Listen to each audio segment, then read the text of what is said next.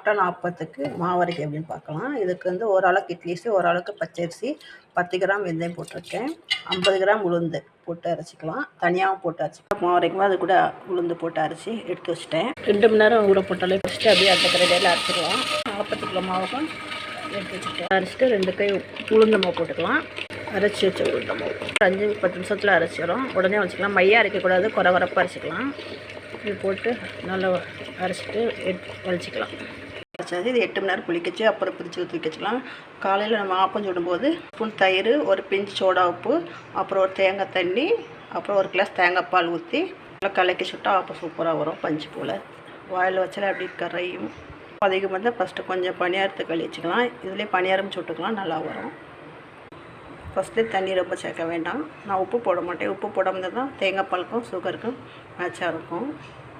உப்பு போட வேண்டாம் மாவுக்கு.